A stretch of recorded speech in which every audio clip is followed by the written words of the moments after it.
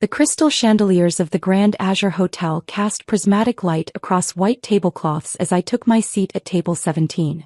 Not the family table. Not even close to it. I was positioned near the kitchen doors, where the constant swing of servers created a draft that made the candles flicker. "Claire, you actually came," my sister Amanda said, pausing at my table with her new husband Marcus. Her white gown probably cost more than most people's cars. "I'm surprised you could afford the gas money to get here." I set down my water glass carefully. "Congratulations on your wedding, Amanda. Everything looks beautiful." "It should," Marcus interjected, adjusting his designer cufflinks. "This venue charges $30,000 just for the reception space. Not including food, obviously." "Obviously," I said softly. Amanda leaned closer and I caught the scent of her expensive perfume. "Honestly, Claire, I almost didn't send you an invitation. Mom said it would be embarrassing having you here in your... What are you wearing?" "Something from a discount store." I glanced down at my simple navy dress. It was nice, professional, purchased from a regular department store. "It's comfortable." "Comfortable," Amanda repeated, laughing. "Did you hear that, Marcus? Comfortable. Claire, this is a luxury event. People should look sophisticated. Not like they're going to a job interview at a call center." "I think I look fine," I said evenly. Marcus snorted. "Sure. Fine for a Tuesday morning meeting. Not fine for the Grand Azure Hotel. Do you have any idea what the average net worth is in this room?" "I couldn't guess," I replied. "Let's just say you're bringing down the average considerably," Amanda said, then swept away toward the family table where my parents sat with her in-laws. The first course arrived. A delicate arrangement of seared scallops with microgreens and some kind of foam I couldn't identify. It was beautifully plated. I ate slowly, watching the servers move with practiced precision through the room. "Claire." My mother's voice carried across 3 tables. She was waving me over, her diamond bracelet catching the light. I walked over carefully, aware of eyes following me. "Yes, Mom. We're taking a family photo." "Well, the immediate family." She gestured to where Amanda, Marcus, Dad, and Marcus's parents were gathering. "You can wait here." "I'm immediate family," I said quietly. "Oh, sweetie." Mom patted my arm. "You know what I mean. The people who actually contributed to this event. The people who matter in Amanda's life. You understand, don't you?" I nodded and stepped back. Through the camera lens, I watched my family smile and pose, a perfect portrait of success and celebration. The photographer didn't even glance my way. When I returned to my table, I found my father standing there, examining the place setting. "Claire, we need to talk about something," he said. "What is it, Dad?" He sat down in the chair across from me, something he'd never done at a family event. Usually he avoided me entirely. "Your mother and I have been discussing your situation." "My situation?" "Your financial situation. Your life situation. All of it." He folded his hands on the table. "We're concerned." "Concerned about what?" "About your future. You're 32 years old. You work some entry-level job at an office we can't even remember the name of. You drive a 7-year-old sedan. You live in a rental apartment." He counted these off like they were crimes. Meanwhile, Amanda has built a real life. Real success. "I'm happy with my life," I said. "Happy?" He frowned. "Claire, happiness isn't the point. Achievement is the point. Contribution is the point. Look around this room. These are successful people. Doctors, lawyers, entrepreneurs, executives. What are you?" "I'm an analyst," I said. "An analyst." He said it like the word tasted bad. "That's what unsuccessful people call themselves when they don't have a real title." "What do you actually do, Claire?" "I analyze data and make recommendations." "For who?" "Some tiny company no one's heard of." "Something like that." He shook his head. "Your mother and I didn't raise you to be mediocre. We raised you to achieve. But you've consistently disappointed us. Do you know how embarrassing it is when people ask about our daughters? Amanda's a marketing executive married to a commercial real estate developer, we say. And Claire does something with computers." "I'm sorry you're embarrassed," I said. "Sorry isn't enough. Action is what matters. We've decided to cut you off completely." I blinked. "Cut me off from what?" "From the Family Financial Support Network. No more birthday checks. No more Christmas gifts. No emergency fund access. You're on your own. Maybe tough love will motivate you to actually make something of yourself. I haven't asked you for money in 10 years, I pointed out. That's not the point. The point is that you're not trying. You're settling. And we won't enable that anymore. He stood up. Now please try not to embarrass us further tonight. Don't talk to Amanda's in-laws. Don't mention what you do for work if anyone asks. Just stay at your table and eat quietly. He walked away. I sat there for a moment, then picked up my fork and continued eating. The scallops were excellent. The main course was filet mignon with truffle butter and roasted vegetables. As it was being served, my brother-in-law Marcus stopped by my table again. Claire, quick question, he said. What kind of car do you drive? A Honda Civic. He laughed. A Civic. That's perfect. That's exactly what I would have guessed. Do you know what I drive? I don't. A Tesla Model S Plaid. Top of the line. 0 to 60 in under 2 seconds. It costs more than you probably make in a year. He waited for my reaction. That's nice, I said. Nice. He seemed disappointed by my response. It's not nice, Claire. It's exceptional. It's what successful people drive. But I guess you wouldn't understand that. You're probably thinking a Civic is perfectly adequate. It gets me where I need to go. See, that's your problem right there. That mindset. Adequate. Gets me where I need to go. Successful people don't think like that. We think about excellence. About status. About making statements. I prefer to be practical, I said. Marcus leaned against the back of an empty chair. Let me tell you something, Claire. Amanda almost didn't invite you tonight. Did you know that? She mentioned something about it. She was worried you'd make her look bad. Having a sister who's basically, well, let's be honest, who's basically poor. It reflects on her, you know? People judge you by your family. I'm not poor, I said evenly. Oh, come on. You're eating at table 17. Do you know where that is in the hierarchy? That's the we had to invite them but don't want them too close table. That's the pity table. I see. And let me give you some advice from someone who's actually made it in the world.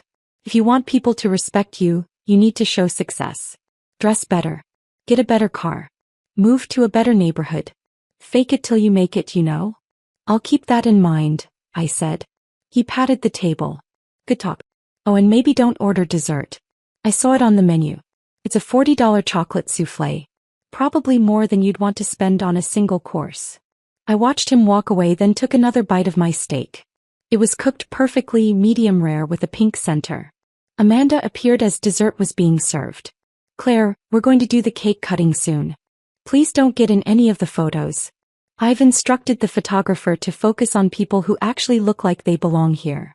Understood, I said. And honestly, after dinner you can probably leave early. You've shown up, you've been seen, that's enough. I'm sure you're not comfortable here anyway. This isn't really your world. What is my world? I asked. He thought about it. I don't know. Cheap restaurants?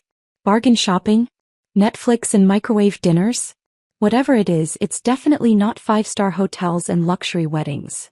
You're probably right, I said quietly. I know I'm right.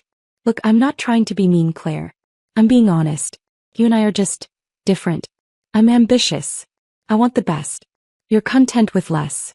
That's fine for you, but it means we don't really have much in common anymore. She started to walk away, then turned back. Oh, one more thing. Don't try to take any leftover food home. The hotel staff has been instructed about portion control and waste management. Besides, it would look really tacky. I nodded and she left. The cake cutting happened without me. The bouquet toss happened without me. The first dance, the toasts, the special moments. I watched them all from table 17 near the kitchen doors, eating my $40 chocolate soufflé slowly. It was around 9:30 when my mother came over with my Aunt Susan and Uncle Richard. Claire, your aunt and uncle were just asking about you, Mom said in that tone that meant she was annoyed she had to acknowledge my existence. Hi Aunt Susan, Uncle Richard, I said. Claire, we haven't seen you in ages. Aunt Susan hugged me. How are you doing? I'm well, thank you. We were just asking your mother about your life. She said you work in an office. That's right. Doing what exactly? Uncle Richard asked. My mother interrupted. Something with data entry, I think. Nothing too exciting. Susan, Richard, you should try the champagne. It's from France. $25 a glass. Data analysis, actually, I corrected gently. Right, Mom said dismissively. Anyway, Claire has a nice little life. Nothing spectacular, but she seems content. Don't you, dear? I'm content, I confirmed. Aunt Susan looked uncomfortable. Well, that's what matters, isn't it? Being happy. If you say so, Mom replied. Though I've always thought achievement matters more than happiness. But maybe that's just me. Maybe some people are meant to be followers rather than leaders. Mom, I started. It's fine, Claire. We all have different levels of capability. You found your level. There's no shame in that. He smiled at my aunt and uncle. Come on, let me introduce you to Marcus's parents. They own a development company worth $50 million. They walked away. I finished my soufflé. Around 10 o'clock, as the dancing was in full swing, my father approached with my sister's father-in-law, Mr. Thompson. Claire, this is Robert Thompson, Marcus's father, Dad said. Nice to meet you, I said, standing politely. Mr. Thompson shook my hand with a grip that seemed designed to demonstrate dominance. Your father tells me you work in data analysis. That's correct. Which company? I hesitated. It's a small firm. You probably haven't heard of it. Try me. I know most of the business landscape in this city. I'd rather not talk about work at a wedding, I said diplomatically. Dad frowned. Claire's always been secretive about her job. Probably because it's nothing to brag about. Not like Amanda's position at Sterling Marketing. Marketing is a good field, Mr. Thompson agreed. Real influence, real impact. Data analysis, though, that's more of a support role, isn't it? Behind the scenes stuff. Someone has to do it, I said. True. The world needs worker bees, not just queens. He chuckled at his own joke. But tell me, Claire, what are your career goals? Where do you see yourself in 5 years? I'm happy where I am. Happy where you are. He exchanged a look with my father. That's the problem with your generation. No ambition. In my day we were always pushing forward, climbing higher. Now everyone just wants to be happy at their mediocre jobs. Maybe happiness is a worthy goal, I suggested. Happiness is what happens when you achieve something meaningful, Mr. Thompson said. Not what you settle for when you can't achieve anything at all. Dad nodded along enthusiastically. Exactly what I've been trying to tell her for years. But Claire has always been the stubborn one. Never listened to advice. That's a shame, Mr. Thompson said. With the right mentorship, even someone at her level could probably improve their situation. Though I suppose some people lack the fundamental drive required for real success. They walked away together, laughing about something. I sat back down. The evening wore on. More relatives stopped by to ask what I did for work, where I lived, what my plans were. Each conversation felt like an assessment I was failing.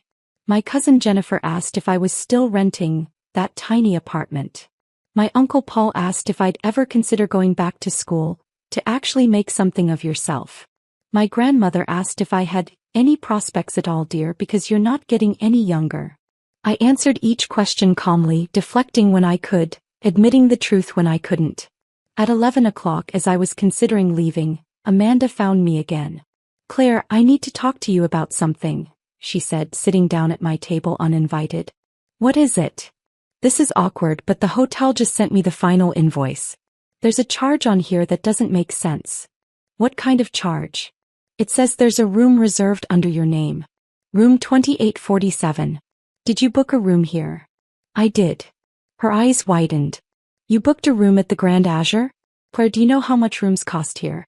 The basic rooms start at $600 a night. I'm aware. Then why would you, wait, are you actually staying here tonight? Are you that desperate to pretend you're part of this world? I had my reasons, I said. Your reasons? Amanda's voice rose. Claire, this is pathetic. You can't afford to stay here. You're going to max out a credit card or something trying to impress people who already know you're not at our level.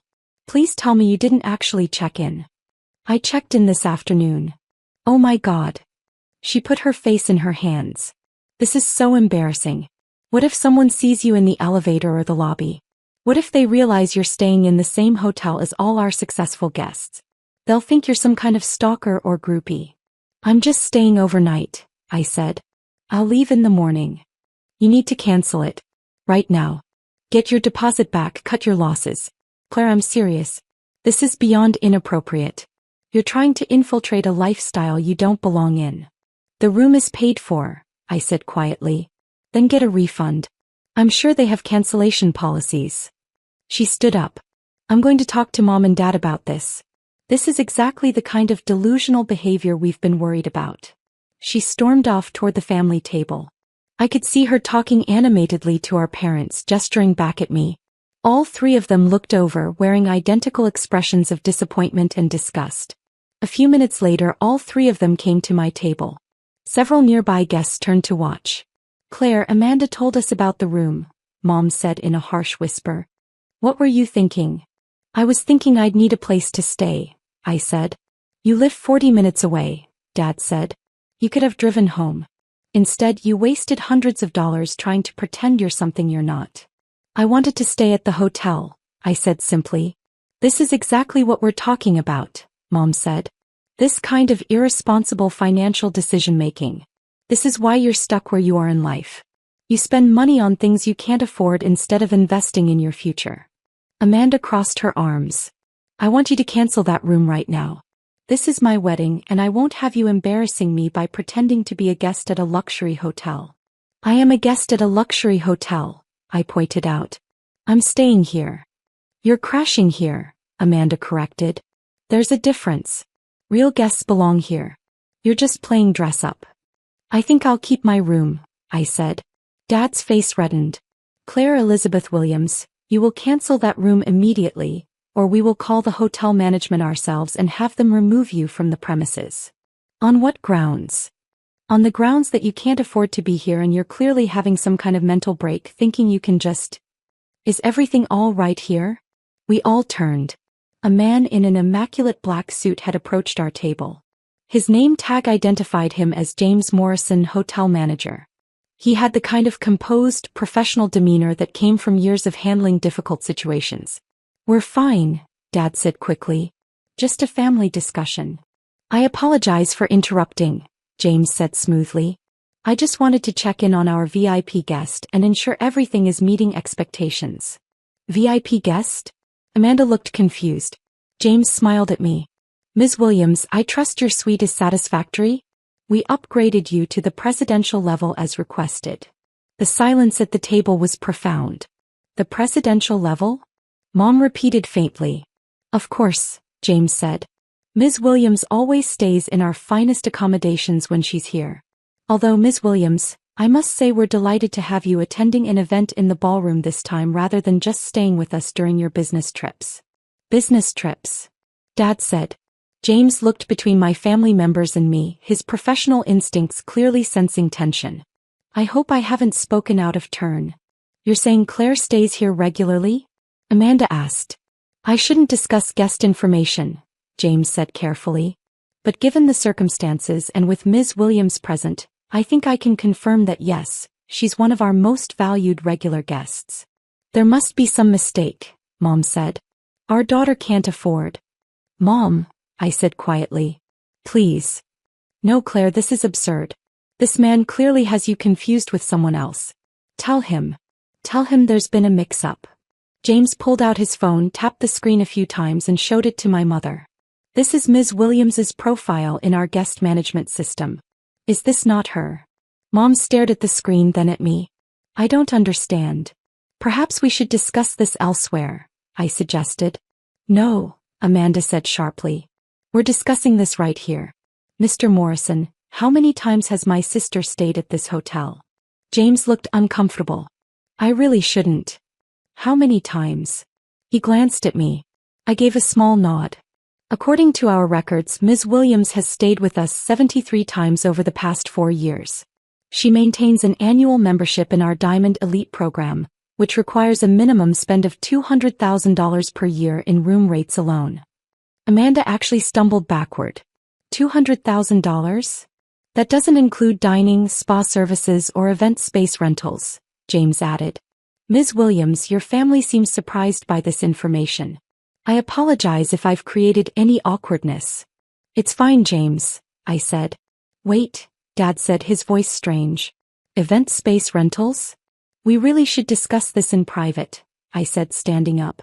The Grand Azure has been honored to host several of Ms. Williams's corporate events, James said, including an annual conference that brings in approximately 3,000 attendees each year. We're already looking forward to next year's booking. Marcus appeared, drawn by the commotion. What's going on? Apparently Claire is some kind of secret millionaire who stays at luxury hotels all the time, Amanda said, her voice dripping with sarcasm. Which is obviously ridiculous. Mr. Morrison clearly has her confused with someone else. James's expression shifted slightly from apologetic to something more professional. I assure you there is no confusion. Ms. Williams is not only a valued guest but... He paused. But what? Dad demanded. I should really let Ms. Williams explain, James said. All eyes turned to me. The nearby tables had gone quiet, guests openly listening now. Claire, Mom said slowly. What is he talking about? Before I could answer, a woman in a sharp business suit approached. Her badge identified her as Patricia Chin, Director of Operations. James, I need to speak with you about... Oh. He stopped, seeing our group. Ms. Williams. I didn't realize you were here for a personal event. I hope everything has been perfect. Everything's been lovely, Patricia. Thank you. Patricia looked at my family. These must be your relatives. How wonderful that the event is being held here. Ms. Williams, if you need anything at all tonight, please don't hesitate to call me directly. Ms. Williams doesn't need to call anyone, Amanda said coldly. This is my wedding and I'm the one who booked this venue. Patricia's smile remained but her eyes cooled. Of course. Though technically the booking was made through Sterling Events, which is one of our corporate partners. The actual contract is with the property ownership group. So, Amanda said. So the ownership group has final approval on all events, Patricia explained. We're very pleased they approved your wedding, Mrs. Thompson. They. Dad said. Who are they? Patricia looked at James. James looked at me. I could see both of them calculating what they should say. Perhaps it's time, I said quietly. Time for what? Mom demanded. A third person approached our table. An older gentleman in an expensive suit, walking with the confidence of someone who owned everything around him. His name tag read, Michael Reynolds, Regional Vice President, Azure Luxury Hotels. Excuse me, he said pleasantly. I don't mean to interrupt a family celebration, but I saw Ms. Williams was here and wanted to say hello personally. He shook my hand warmly. Claire, wonderful to see you. I trust James and Patricia have been taking excellent care of you. As always, Michael, I said. Outstanding. And I wanted to let you know that the quarterly reports are ready for your review. I'll have them sent to your office on Monday as usual. The color drained from my father's face. Her office. Michael smiled at my father. You must be very proud of your daughter, Mr. Williams. Not many people accomplish what she has by age 32. I don't. I'm not. Dad couldn't form a complete sentence. I'm sorry, Amanda interrupted, her voice shaking. Who exactly are you? Michael Reynolds. I oversee the Azure Luxury Hotels East Coast operations, which means I report directly to the ownership board. He paused. Which includes Ms. Williams as the majority shareholder. The world seemed to stop spinning. Majority shareholder, Mom repeated numbly. That's correct. Ms. Williams owns 51% of Azure Luxury Hotels International, which includes this property and 47 others across 12 countries. Marcus laughed. Sounded slightly hysterical. That's impossible. Claire drives a Honda Civic. I like my Civic, I said softly. Claire, Dad said slowly. Is this true? I looked at my family. My sister in her expensive wedding gown. My brother-in-law with his designer suit and Tesla. My parents with their diamond jewelry and superior attitudes. All of them staring at me like I'd suddenly grown a second head. Yes, I said simply. It's true. But how? Amanda whispered. I started a data analysis company in my 20s.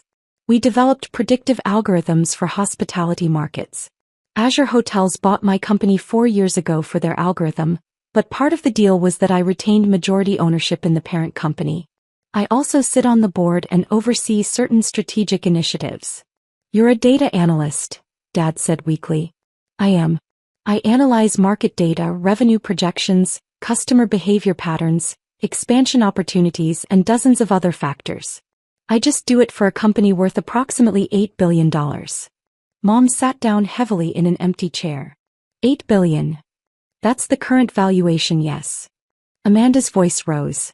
Then why do you dress like that? Why do you drive that car? Why do you live in a rental apartment? Because I like my clothes. I like my car. And I like my apartment. I don't need to prove anything to anyone. You let us think you were poor. Mom said accusingly. You assumed I was poor. I never said I was. You never corrected us. You never asked. You just decided. All of you. I looked at each of them in turn. You decided I was a failure because I didn't perform success the way you wanted me to. I was content with that. I didn't need your approval. But you embarrassed us. Dad said. I embarrassed you by not living up to your arbitrary standards. That's different. James cleared his throat. Ms. Williams, about the wedding event tonight. Given the circumstances, should we proceed with the standard post-event protocols? What protocols? Amanda asked nervously. The event was booked at our standard rate, Patricia explained. 15% discount through Sterling Events. However, when a majority shareholder's family member is involved, we typically apply a family courtesy adjustment.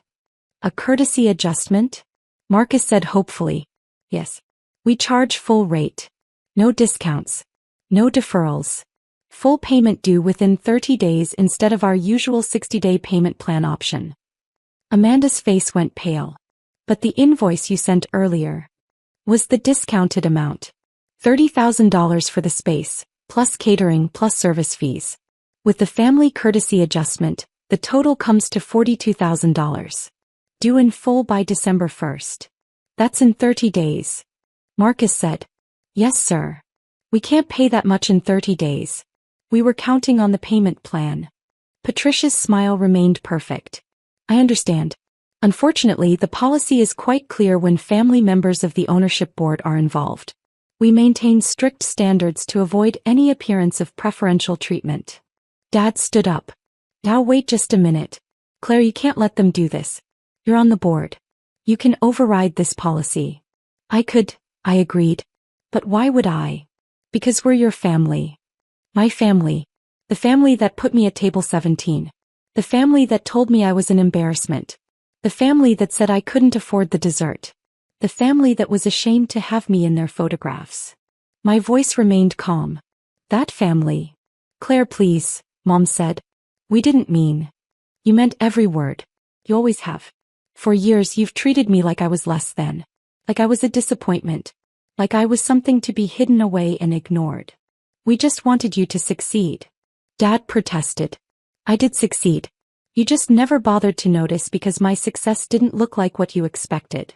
Amanda stepped forward. Claire, I'm sorry. I'm so sorry. I didn't know. You didn't know because you didn't care to know. You made assumptions and never questioned them. But we're family, Mom said desperately. Are we?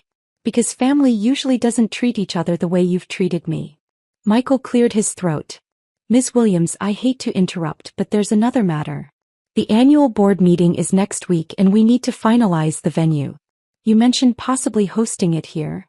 I did. But given tonight's experience, I'm thinking we might choose a different property. Perhaps the Azure Monte Carlo. Excellent choice. That would mean approximately 800 guests, correct? Board members, executives, and their families. That's right. We'll make arrangements immediately.